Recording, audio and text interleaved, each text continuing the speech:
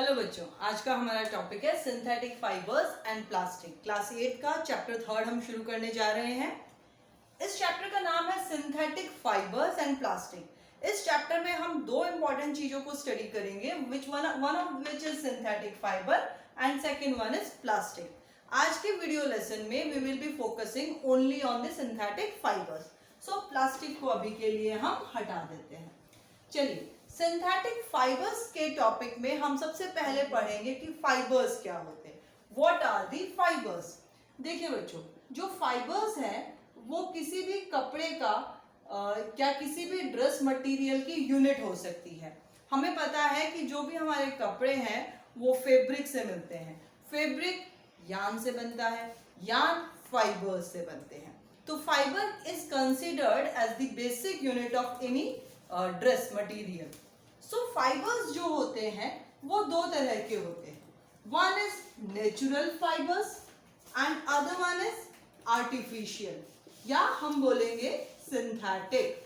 Artificial या synthetic दोनों का मतलब एक ही है, आर्टिफिशियल या सिंथेटिक। आर्टिफिशियल फाइबर या synthetic fibre. Okay, natural fibre is made up of natural things. Natural things में क्या क्या आते हैं? Plants and animals. तो नेचुरल फाइबर्स जो हैं प्लांट से बने होते हैं और एनिमल्स से बने होते हैं। प्लांट्स के नेचुरल फाइबर्स के अंदर हम एग्जांपल ले सकते हैं कॉटन का, जूट का, ओके। और एनिमल फाइबर्स में हम एग्जांपल लेते हैं वूल का, सिल्क का। ये हम क्लास 7 के अंदर पढ़ के आए हैं। अब हम बात करेंगे सिंथेटिक फाइबर्स की। सिंथेटिक फाइबर सबसे पहले तो ये होते क्या है? नेचुरल फाइबर नेचुरली मेड होते हैं, वैसे ही सिंथेटिक फाइबर्स जो होते हैं ये मैन मेड होते हैं। They are not naturally made, man made होते हैं, पहली चीज। दूसरी चीज, they are made up of chemicals. Chemicals कौन कौन से केमिकल्स? इसके अंदर में मेनली ये कोल, और आप बात कर सकते हो पेट्रोलियम, क्रूड ऑयल जिसको बोलते हैं, उनसे मिलकर बने होते हैं। ऑर्गेनिक मटेरियल कोल और पेट्रोलियम होता है, उनसे मिलकर बने होते हैं। पेट्रोकेमिकल भी हम इनको ओरिजिन बोल सकते हैं। Their origin can also be known as petrochemical origin. Synthetic fibres के ये मैन मेड है, केमिकल से बने हो सकते हैं, पेट्रोकेमिकल यानी कोल और पेट्रोलियम से मिलकर ये फाइबर्स बने होते हैं। अब हम देखते हैं कि सिंथेटिक फाइबर्स जो होते हैं उसके कुछ कैरेक्टरिस्टिक्स, उनकी एडवांटेजेस और उनके डिसएडवांटेजेस। चलिए, सबसे पहले हम देखते हैं what are the characteristics of synthetic fibres. Synthetic fibres जो है, सबसे पहले आप ये देखिए, केमिकल मैंने बोला, तो केमिकल जो होते हैं उसकी दो टर्म होती है, एक है मोनोमर और एक है पॉलीमर। मोनोमर जो होते हैं, मोनो का मतलब होता है single, mono stands for single, and मर का मतलब होता है यूनिट, सिंगल यूनिट। जैसे मैंने आपको बताया अभी कि सिंथेटिक फाइबर्स केमिकल से मिलकर बने होते हैं, तो केमिकल्स की जो छोटी छोटी यूनिट्स होती हैं वो पूरा मिलकर के लंबी एक सिंथेटिक फाइबर की चेन बनाती है। तो उस एक यूनिट को हम मोनोमर बोलते हैं, ठीक है। और जब पॉलीमर बनाना, पॉली मतलब मोर देन वन, एंड मर मतलब क्या हुआ? Again unit. तो पॉलीमर का मतलब हो गया बहुत सारी मोनोमर की यूनिट्स।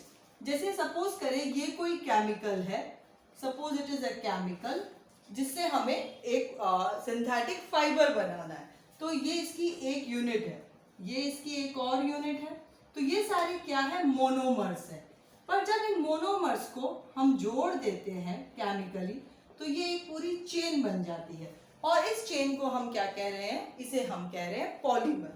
वो जो मोनोमर और पॉलीमर में क्वेश्चन बन जाता है कि what do you mean by the term monomer? Any single unit of any compound is known as monomer, and more than one unit of any compound is known as polymer. तो जैसे माला, मोतियों की माला होती है, तो पूरी जो नेकलेस है मोती का, वो एक पॉलीमर है, और एक सिंगल इंडिविजुअल जो मोती है, जो बीड है, वो बिहेव कर रहा है मोनोमर की तरह, ठीक है। तो ये हमने देखा what are the meanings of the term monomer and polymer. अब बात करते हैं हम, नेक्स्ट टॉपिक जो है वो है characteristics of synthetic fibres. Synthetic fibre के क्या क्या कैरेक्टरिस्टिक्स होते हैं? सिंथेटिक फाइबर्स के बच्चों पहला कैरेक्टरिस्टिक होता है कि they are easy to maintain. Synthetic fibre की मेंटेनेंस बिल्कुल कम होती है, उसको आप इजीली मेंटेन कर सकते हो। जैसे अगर हम बात करें हमारी सिल्क की, सिल्क एक नेचुरल फाइबर है और सिल्क की मेंटेनेंस बहुत केयरफुली करनी पड़ती है, नहीं तो सिल्क की साड़ी या ड्रेस मटेरियल खराब हो जाता है। लेकिन जो सिंथेटिक फाइबर्स होते हैं उनके केस में ऐसा कुछ भी नहीं होता, they are easy to maintain. दूसरी चीज, they dry very fast, dry fast, वो बहुत जल्दी सूख जाते हैं। ओके, उनके सूखने में इतनी वो टाइम नहीं लगता। दे आर ड्यूरेबल, लंबे टाइम तक उनका साथ में आप उनको यूज कर सकते हो। चीपर, वो थोड़े सस्ते होते हैं comparing to the natural fibres. जैसे सिल्क की नेचुरल, अगर आप प्योर सिल्क लेते हैं तो बहुत महंगा पड़ता है। आर्टिफिशियल सिल्क है जिसे हम रेयॉन कहते हैं, अगले वीडियो लेक्चर में हम उसके बारे में पढ़ेंगे भी, वो थोड़ा सस्ता आ जाता है। Same shining, same appearance, but क्योंकि वो मैन मेड है।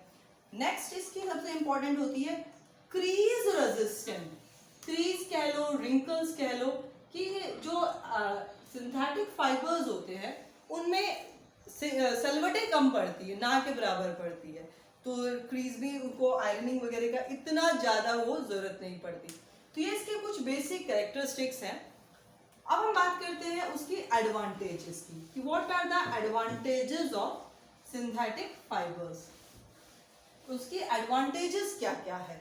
सबसे पहली जो एडवांटेज है सिंथेटिक फाइबर की, एडवांटेजेस भी पढ़ेंगे हम और डिसएडवांटेजेस भी पढ़ेंगे। एडवांटेज नंबर 1, सबसे पहली एडवांटेज तो यही है कि वो लेस एक्सपेंसिव होते हैं, इतने ज़्यादा महंगे नहीं होते, तो they are less expensive, they are not very costly. ठीक है, लेस एक्सपेंसिव हो गए। सेकेंड आता है इसकी एडवांटेज कि ये ड्यूरेबल होते हैं, दे आर ड्यूरेबल। थर्ड हम देख सकते हैं, they do not wrinkle easily, उनमें जल्दी से सलवटें नहीं पड़ती, they do not wrinkle easily, आपको ज्यादा वो नहीं करना पड़ता, केयर नहीं करनी पड़ती इसकी, इजी टू मेंटेन हो गया। ये इलास्टिक होते हैं, ठीक है, तो इनकी शेप भी चेंज नहीं होती, so they do not change their shape. और एक और सबसे इम्पॉर्टेंट इसकी जो प्रॉपर्टी है, जो इसकी एडवांटेज है, कि इनकी स्ट्रेंथ बहुत ज़्यादा होती है, ठीक है, हाई स्ट्रेंथ। तो इनकी स्ट्रेंथ ज़्यादा होने की वजह से इनके जो इनका ब्रेकिंग होता है वो भी इजीली नहीं होता, जल्दी से टूटते नहीं है। They do not break easily, they do not break easily, वो जल्दी से ब्रेक भी नहीं होते। तो ये जो चीज़ें हैं ये इसके अंदर में इसकी कुछ एडवांटेजेस हैं।